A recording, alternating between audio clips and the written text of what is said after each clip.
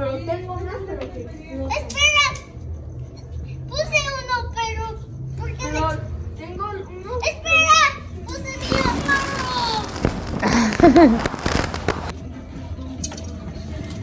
¡Wow! ¿Qué es eso? Bueno, ¿qué es eso? Una varita. Son los deseos.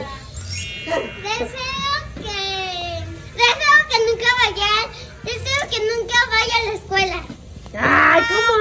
¿Cómo que no quieres ir a la escuela, Saulo? Deseo que Saulo vaya a la escuela. Deseo que Saulo diga que le gusta. Oye, ¿qué no te gusta la escuela si estabas diciendo que no querías salir de vacaciones? Ajá, y Que querías ir a la escuela. Por eso le llevo mi peluche que lo dejé en la escuela. Ah, nada más por el peluche que dejaste en la escuela. ¡Uy! A ver, ¿tú qué deseas? No, deseo que tenga tanto dinero que me compre un teléfono.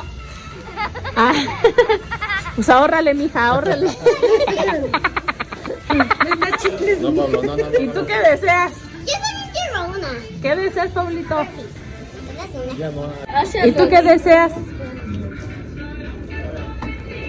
que saque puro 10 en la escuela.